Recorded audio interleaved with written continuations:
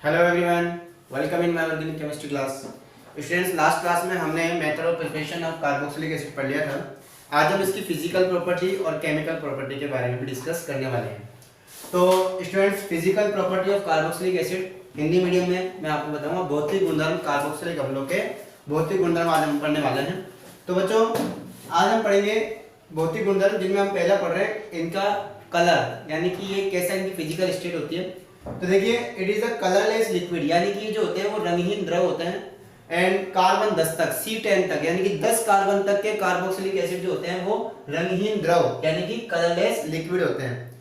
और 10 से ऊपर यानी कि हायर मेंबर मतलब उच्च सदस्य जो होते हैं, यानी कि 11 कार्बन से ऊपर वाले, जिनके कार्बन 11 होते हैं, तो 11 कार्बन से ऊपर वाले जो होते हैं वो वैक्सी सॉलिड होते हैं, यानी कि वो मोमीय ठोस होते हैं। ठीक है, मोम के जैसे सॉफ्ट सॉलिड है ना, जैसे मोमबत्ती होती है, इसका मोम जो होता है वैक्स होता है वो सॉलिड होता है लेकिन सॉफ्ट होता है।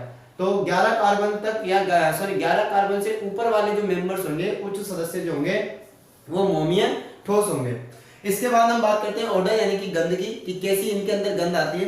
तो बच्चों, C1 से C3 तक है ना, यानी कि 1 कार्बन से लेकर 3 कार्बन तक के, यानी कि फॉर्मिक एसिड, एसिटिक एसिड है ना, और प्रोपियोनिक एसिड, ये 3 कार्बन तक के जो होते हैं, इनकी जो स्मेल होती है, इनकी जो गंध होती है, तीक्ष्ण होती है, पंजेंट होती है, नाक में चुभने वाली पंजेंट स्मेल, तीक्ष्ण गंध यहाँ इनकी होती है।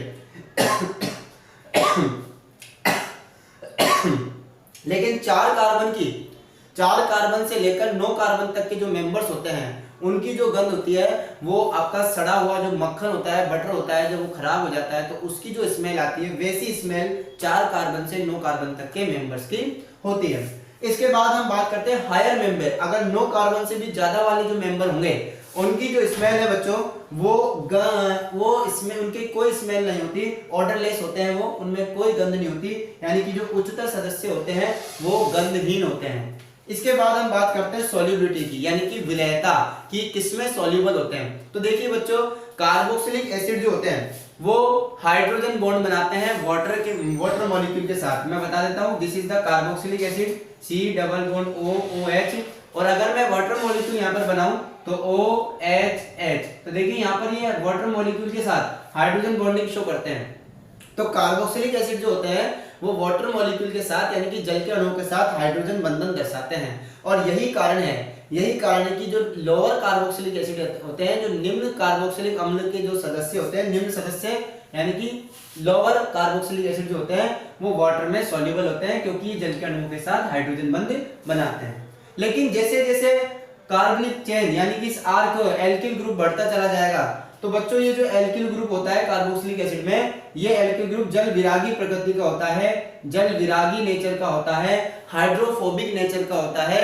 तो due to hydrophobic nature of alkyl group, ठीक है ना, the higher member of carboxylic acid are less soluble in water. It means, यानी कि जैसे जैसे एल्किल ग्रुप आर समूह इंक्रीज होता जाएगा, ये बढ़ता चला जाएगा, वाटर में सॉल्युबिलिटी इसकी घटती चली जाएगी, विलयता का मान कम होता चला जाएगा। ठीक है स्टूडेंट्स, इसके अलावा बिकॉज ये ऑर्गेनिक कंपाउंड है, तो लाइक डिसॉल्व लाइक, समान को घोलता है, इसलिए कार्बनिक विलायकों में ये विलय होंगे। ठीक है स्टूडेंट्स, कार्बनिक विलायक जैसे कि बेंजीन, ईथर, अल्कोहल, ठीक है ना, इनके अंदर ये विलय होते हैं, क्योंकि कार्बनिक विलायकों में घुल सकते हैं। तो लाइक डिसॉल्व लाइक, ये कार्बनिक है इसलिए कार्बनिक में आसानी से घुल जाएगा। जल में इसलिए घुलता है क्योंकि जल के अणुओं के साथ हाइड्रोजन बॉन्ड बनाता है। उच्चतर सदस्य जल में अविलय होंगे या कम विलय होंगे। अगला बात आती है बच्चों क्वथनांक की। देखिए, क्वथनांक हम बार बार आपको पहले बता चुके हैं, अणुभार के समानुपाती होता है। जैसे जैसे अणुओं का अणुभार बढ़ता चला जाता है, मॉलिक्यूलर वेट इंक्रीज होता चला जाता है, मॉलिक्यूलर वेट इंक्रीज होता जाएगा, बॉइलिंग पॉइंट भी इंक्रीज होता चला जाएगा। इसीलिए एसिटिक एसिड का जो बॉइलिंग पॉइंट है वो फॉर्मिक एसिड से ज्यादा निकल के आएगा। तो बच्चों यहाँ बात करते हैं क्वथनांक का क्रम, अगर अनुभार लगभग समान हो, यानी कि अगर मॉलिक्यूलर वेट ऑलमोस्ट इक्वल आ जाए, तब हम उसका बॉइलिंग पॉइंट कैसे डिसाइड करते हैं। तो देखो बच्चों, ये मैंने एक ऑर्डर बता रखा है, इस ऑर्डर को मैं पहले भी बता चुका हूँ कि ईथर और एल्केन, इनका ध्यान रखना, अगर इनका मॉलिक्यूलर वेट सेम आ रहा है तो इनका बॉइलिंग पॉइंट ऑलमोस्ट सेम होता है। उसके बाद इनसे ज्यादा होता है एल्किल हैलाइडों का, और एल्किल हैलाइडों से ज्यादा होता है एल्डिहाइड का, एल्डिहाइड से ज्यादा होता है कीटोनों का, कीटोन से ज्यादा होता है अल्कोहल का, और अल्कोहल से भी ज्यादा होता है बॉइलिंग पॉइंट कार्बोक्सिलिक एसिड का। अब इसके पीछे क्या रीजन है कि कार्बोक्सिलिक एसिड का बॉइलिंग पॉइंट अल्कोहल से भी ज्यादा होता है, एल्डिहाइड से भी ज्यादा होता है, कीटोन से भी ज्यादा होता है, सबसे ज्यादा होता है। क्यों? What are reason? अगर हम कहें कि सर हाइड्रोजन बॉन्डिंग की वजह से, तो हाइड्रोजन बॉन्डिंग तो अल्कोहल में भी होती है, तो यहाँ पर नंबर ऑफ हाइड्रोजन बॉन्डिंग की वजह से। देखिए बच्चों, कार्बोक्सिलिक एसिड जो होता है वो डायमर स्ट्रक्चर बनाता है, यानी कि उसके दो मॉलिक्यूल के अंदर दो हाइड्रोजन बॉन्डिंग होती है। ये मैं आपको बता रहा हूं, दिस इज द, ये आपका कार्बोक्सिलिक एसिड है, इधर आपका R जुड़ा हुआ है, R ग्रुप, ये R ग्रुप, मान लो एसिटिक एसिड ही हुआ तो यहाँ CH3 या CH3। अब आप गौर से देखना, ये इसका एक मॉलिक्यूल, ये इसका दो मॉलिक्यूल, तो इनके बीच में बच्चों डबल हाइड्रोजन बॉन्डिंग होती है, दो हाइड्रोजन बॉन्डिंग यहाँ पर दो मॉलिक्यूल के बीच में प्रेजेंट होती है। इसलिए इनको अलग करने के लिए, सेपरेट करने के लिए हमें ज्यादा टेम्परेचर की रिक्वायरमेंट होगी। इसलिए जो एसिटिक एसिड होते हैं उनका जो बॉइलिंग पॉइंट होता है वो अल्कोहल से ज्यादा होता है, क्योंकि एसिटिक एसिड डाइमर स्ट्रक्चर में है। ये द्विलक संरचना है आपकी, द्विलक संरचना, ठीक है, dimer structure of carboxylic acid. ध्यान रखना स्टूडेंट्स, ये स्ट्रक्चर पूछी जा सकती है। यही रीजन है कि कार्बोक्सिलिक एसिडों का बॉइलिंग पॉइंट अल्कोहल से भी ज्यादा होता है, क्योंकि अल्कोहल के दो मॉलिक्यूल के बीच में केवल एक हाइड्रोजन बॉन्डिंग होती है, जबकि इसके दो मॉलिक्यूल के बीच में दो हाइड्रोजन बॉन्डिंग होती है। इसलिए ये ज्यादा एनर्जी या ज्यादा टेम्परेचर लेगा अलग होने के लिए। अगर लेटरल चेन, पार्श्व श्रृंखला, साइड वाइज चेन अगर इंक्रीज होती है, ठीक है, लेटरल चेन इंक्रीज होती है, पार्श्व श्रृंखला में वृद्धि होती है, तो क्वथनांक में कमी आती है। ये हम पहले भी पढ़ चुके हैं। आगे बच्चों ये बात करते हैं गलनांक की, ठीक है ना, मेल्टिंग पॉइंट। क्वथनांक का मतलब बॉइलिंग पॉइंट, ये बॉइलिंग पॉइंट है BP, ठीक है, BP बॉइलिंग पॉइंट, और ये आपका गलनांक है MP, यानी कि मेल्टिंग पॉइंट। तो मेल्टिंग पॉइंट की बात करते हैं। मेल्टिंग पॉइंट कैसे डिसाइड होता है? हालांकि जहां बॉइलिंग पॉइंट ज्यादा होगा वहीं मेल्टिंग पॉइंट भी ज्यादा होगा, जाहिर सी बात है। लेकिन बच्चों मेल्टिंग पॉइंट में इसमें आता है इवन नंबर और ऑड नंबर, सम संख्या वाले कार्बोक्सिलिक एसिड और विषम संख्या वाले कार्बोक्सिलिक एसिड। देखिए बच्चों, सम संख्या वाले कार्बोक्सिलिक एसिड जो होते हैं उनके अणुओं के बीच में, उनके मॉलिक्यूल के बीच में इंटरमॉलिक्यूलर अट्रैक्शन फोर्सेस ज्यादा होते हैं, तो वो ज्यादा क्लोजली पैक्ड होते हैं, ज्यादा संकुलित संरचना में पैक होते हैं एकदम इस तरीके से, ठीक है। और विषम संख्या वाले जो होते हैं उनकी पैकेजिंग अच्छे से नहीं होती, ठीक है, इसलिए इनका जो मेल्टिंग पॉइंट है वो इनके कंपैरिजन में इवन नंबर वालों के मेल्टिंग पॉइंट ज्यादा होता है ऑड नंबर वालों से। अंडरस्टैंड? तो बच्चों मेल्टिंग पॉइंट का रीजन मैंने आपको बता दिया, due to intermolecular attraction force between the molecules. Okay, तो इस तरीके से ये आपकी कंप्लीट होती है physical property of carboxylic acid. Next हम पढ़ते हैं बच्चों chemical property of carboxylic acid. इसमें हम केमिकल रिएक्शनों के बारे में पढ़ेंगे। Chemical property of carboxylic acid.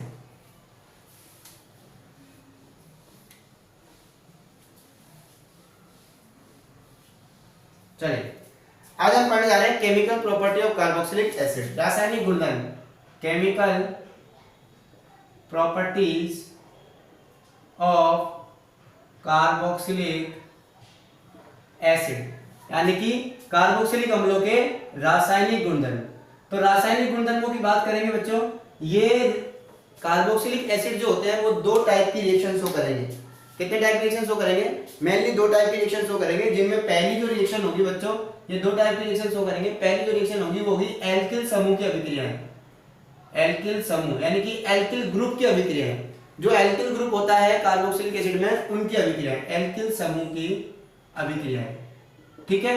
जैसे आपने लिखा RCOOH, तो ये R एल्किल ग्रुप है, तो पहले तो ये अभिक्रिया दर्शाएगा, बाद में ये कार्बोक्सिलिक ग्रुप अभिक्रिया दर्शाएगा, ठीक है। तो दूसरी है आपकी कार्बोक्सिलिक समूह की अभिक्रियाएं, समूह की अभिक्रियाएं।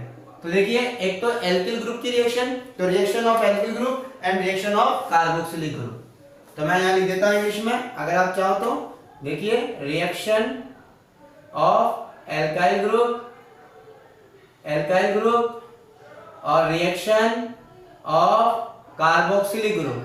तो दो रिएक्शन हम यहां पढ़ेंगे, ठीक है, ओनली दो नहीं है, ये बहुत सारी हैं, वो सारी रिएक्शन जिनमें एल्काइल ग्रुप पार्टिसिपेट करता है और वो सारी रिएक्शन जिनमें कार्बोक्सिलिक ग्रुप पार्टिसिपेट करता है। तो आपके जो कार्बोक्सिलिक एसिड है, कार्बोक्सिलिक अम्ल जो होते हैं वो केवल दो ही प्रकार की रासायनिक अभिक्रियाएं यहाँ पर दर्शाएंगे। तो हम पहली पढ़ने जा रहे हैं आज एल्काइल ग्रुप की रिएक्शन। तो reaction of alkyl group, first हम डाल रहे हैं यहाँ पर बच्चों रिएक्शन ऑफ एल्काइल ग्रुप, और ये रिएक्शन जो पहली आती है इसके अंदर हम पहली रिएक्शन एक ही रिएक्शन पढ़ेंगे और वो है अल्फा हाइड्रोजन पर सब्स्टिट्यूशन रिएक्शन। तो सब्स्टिट्यूशन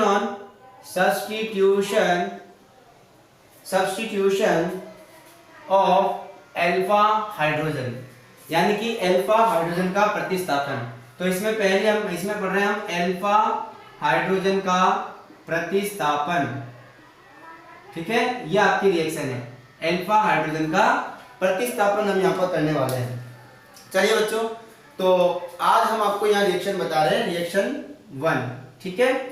ये रहा आपका CH3 डबल बॉन्ड OOH, और इसकी रिएक्शन हम करा रहे हैं बच्चों रेड फास्फोरस X2 से, ठीक है, red phosphorus plus X2, red phosphorus plus X2 के साथ हम यहाँ रिएक्शन करा रहे हैं। और यहाँ जब रिएक्शन होगी तो बच्चों ये अल्फा हाइड्रोजनों को एक एक करके यहाँ पर क्या कर देगा, सब्स्टिट्यूट कर देगा। जितने हाइड्रोजन आप यहाँ लोगे उस हिसाब से इसका एक X, इसका H और X दोनों मिलकर बना लेंगे HX। तो यहाँ से HX बाहर निकल जाता है। आपने इसको हीट दिया, थोड़ा सा गर्म किया है, रेड फास्फोरस के साथ लाल फास्फोरस के साथ, आपके पास बन जाएगा CH2X, साथ में C डबल बॉन्ड OOH। देखिए अभी यहाँ पर X2 जो है वो लिमिट कंडीशन में है। यदि X2 आधिक्य में हो, X2 आधिक्य में हो तो क्या होगा। सबसे पहले मैं आपको बता दूं कि X यहाँ पर क्या क्या हो सकता है। X यहाँ पर बच्चों क्लोरीन हो सकता है, ब्रोमीन हो सकता है, आयोडीन हो सकता है, ठीक है, मेनली ब्रोमीन और आयोडीन होता है। तो X2 बराबर यहाँ पर ब्रोमीन हो सकता है, आयोडीन हो सकता है, आपका यहाँ पर कोई सा भी हो सकता है। अगर H2 आधिक्य में हो, आधिक्य मतलब ज्यादा मात्रा में हो, तो ये सारी हैलोजनों को एक एक करके प्रतिस्थापित कर देता है, ठीक है बच्चों। तो यहाँ पर H2 अगर आधिक्य में होगा तो CH3 डबल बॉन्ड OOH, और मैंने यहाँ ले लिया रेड फास्फोरस, रेड का मतलब लाल फास्फोरस प्लस X2। अब जो मैंने X2 लिया है वो आधिक्य में लिया, इसका मतलब यहाँ 3 मोल है, तो मैं यहाँ भी 3 ले लेता हूँ। तो आपके पास मैंने ये आधिक्य में लिया है, तो सारे के सारे अल्फा हाइड्रोजनों को यहाँ पर क्या कर दिया जाएगा, प्रतिस्थापित कर दिया जाएगा, और ये बन जाएगा CH3 डबल OOH, ठीक है। तो बच्चों ये आपके पास बन जाता है, और साथ में आपके पास यहाँ निकलता है 3 मोल HX।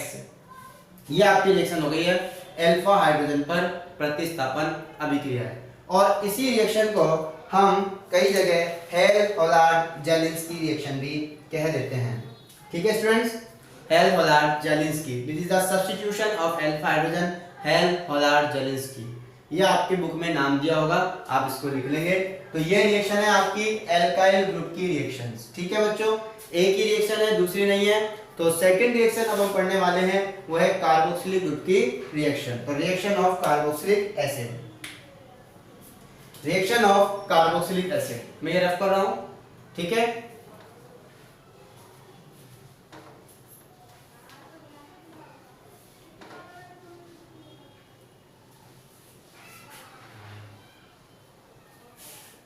लीजिए रिएक्शन ऑफ, अपना चल रहा है बच्चों B second, reaction of COOH group, यानी कि COOH ग्रुप की रिएक्शंस। इसमें बहुत सारी रिएक्शंस आएंगी बच्चों, इसके अंदर हम बहुत सारे रिएक्शन पढ़ेंगे। तो इसमें अब मैं आपको सबसे पहले पढ़ा रहा हूं रिडक्शन, ठीक है, कि हम क्या करा सकते हैं बच्चों, रिडक्शन करा सकते हैं। और रिडक्शन के लिए लिया जाता है रेड फास्फोरस HI। रिडक्शन के लिए क्या लिया जाता है, रेड फास्फोरस HI हम यहाँ पर लेंगे। तो देखिए RC double bond OOH, RC double OH group हमने लिया है, और यहां मैंने करा दिया रेड फास्फोरस प्लस, देखिए बच्चों मैं इसको खोल के लिखता हूं C डबल बॉन्ड OOH अब जरा गौर से देखिए हमें कितने H की रिक्वायरमेंट हो रही है इसके कंप्लीट रिडक्शन के लिए। यहाँ रेड फॉस्फोरस के साथ आप जितना HI लोगे उतना यहाँ पर रिडक्शन होगा, ठीक है। मैंने यहाँ पर लिए 6HI, देखिए क्यों लिए 6 मैं बता रहा हूँ। पहला तो देखो अगर आप करोगे तो यहाँ से रिडक्शन होगा, फर्स्ट रिडक्शन, ठीक है, एक H इधर एक H इधर, तो ये एल्डिहाइड में कन्वर्ट होगा। कितने H हो गए 2। अब ये वाला रिडक्शन होगा, इस वाले रिडक्शन करोगे 2H इधर और 2H इधर, कितने हो गए टोटल 6 हाइड्रोजन हो गए। तो 6 हाइड्रोजन हमने यहाँ ले लिए और जब आप 6 हाइड्रोजन ले लोगे तो आप क्या ऑब्टेन होता है बच्चों, CH3 RCH3 यहाँ ऑब्टेन हुआ। साथ में एक वाटर मॉलिक्यूल ये रहा, एक वाटर मॉलिक्यूल ये रहा, 2 मोल वाटर मॉलिक्यूल आपको ऑब्टेन होता है 2H2O, ठीक है। साथ में 6I था जो आपको यहाँ पर 3I2 में कन्वर्ट होकर निकल जाएगा। ये था रेड फॉस्फोरस 6HI जिसकी प्रोसेस में हल्का सा गर्म करेंगे, दैट इज द रिडक्शन। और नेक्स्ट रिएक्शन लेते हैं हम बच्चों ऑक्सीडेशन। देखो हम सबको पता है यहाँ से आपको ये अल्केन मिला है, अगर हम यहाँ पर 6HI नहीं लेते, अगर हम यहाँ 2HI लेते हैं तो पहला रिएक्शन ये होता तो एल्डिहाइड कन्वर्ट होता, फिर वापस 2 और ले लेते हैं तो अल्कोहल बनता, फिर वापस 2 ले लेते हैं तो आपके पास एल्केन बनता। यानी कि स्टेप बाय स्टेप होता है। देखिए कार्बोक्सिलिक एसिड का रिडक्शन करोगे, एक बार रिडक्शन करोगे तो आपको ऑब्टेन होगा एल्डिहाइड, फिर दोबारा रिडक्शन करोगे तो आपको ऑब्टेन होगा अल्कोहल, ठीक है बच्चों। अगर मैं इसी का रिडक्शन लिथियम एल्युमिनियम हाइड्रेट से करूं, RC डबल बॉन्ड OH, और मैंने यहाँ ले लिया लिथियम एल्युमिनियम हाइड्रेट, तो ये आपको 4 हाइड्रोजन प्रोवाइड करता है, ये आपको 4 हाइड्रोजन प्रोवाइड करता है। तो पहले 2 हाइड्रोजन यहाँ आएंगे जो इसको एल्डिहाइड में कन्वर्ट करेंगे, एक H इधर एक H इधर, एल्डिहाइड बना, और फिर आपके पास केवल 2 हाइड्रोजन यानी कि एक सिंगल बॉन्ड ब्रेक करेंगे, एक H इधर और एक H इधर। तो बच्चों आपको क्या ऑब्टेन होता है, देखो RCH2OH, क्योंकि इन्होंने आपको 4 हाइड्रोजन प्रोवाइड किए हैं। तो जब 4 हाइड्रोजन प्रोवाइड होते हैं तो ये बनता है अल्कोहल, ठीक है। और साथ में आपके पास निकलता है बच्चों 1 मोल वाटर, क्लियर है। तो ये डिपेंड करता है कि आपने रिड्यूसिंग एजेंट कौन सा लिया है। सेकंड रिड्यूसिंग एजेंट ये हो गया। रिएक्शन नंबर 3 ये भी एक टाइप का रिडक्शन है, RC डबल बॉन्ड OH। हम इसकी रिएक्शन कराते हैं सोडा लाइम के साथ। Soda lime NaOH plus calcium oxide का 3:1 का मिक्सचर होता है, ये मिक्सचर होता है 3:1 का मिक्सचर, ठीक है ना। तो सोडियम हाइड्रोक्साइड और कैल्शियम हाइड्रोक्साइड का 3:1 का जो मिक्सचर है उसे कहते हैं हम soda lime. This is the soda lime, English में भी यही बोलते हैं और हिंदी में भी यही बोलते हैं, सोडा लाइम। क्या काम करता है ये काम करता है बच्चों डी कार्बोक्सिलेशन का, डी कार्बोक्सिलेशन का काम करता है, यानी कि इसमें से ये CO2 ग्रुप को बाहर निकाल देता है। तो आपके पास बन जाएगा R, देखो ये H सीधा सीधा यहाँ जुड़ जाएगा H, और साथ में निकल जाएगा आपके पास CO2। It is the very very important D carboxylation, इसे कहते हैं हम वी कार्बोक्सिलीकरण, वी कार्बोक्सिलीकरण, ठीक है। इंग्लिश में बोलते हैं डी कार्बोक्सिलेशन,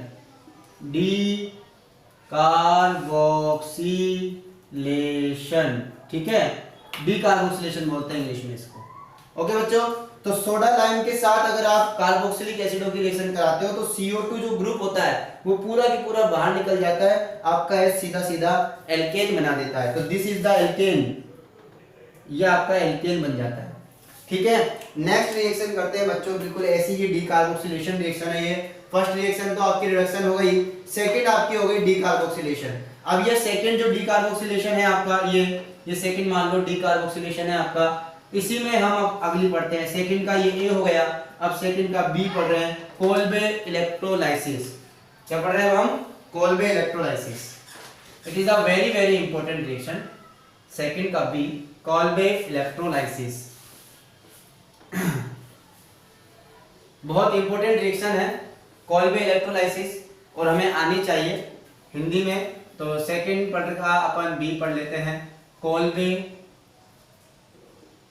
विद्युत अपघटन, हिंदी में, इंग्लिश में बोलते हैं कोल्बे इलेक्ट्रोलाइसिस, इलेक्ट्रोलाइसिस है तो एनोड और कैथोड यहाँ पर काम आएंगे। 11th क्लास से पढ़ते आ रहे हैं कि जब हम किसी सॉल्वेंट के अंदर दो इलेक्ट्रोड डालते हैं तो इलेक्ट्रोड जो होते हैं वो एनोड और कैथोड कहलाते हैं, उन पर ये रिएक्शन होती है। मैं बताता हूँ क्या होता है।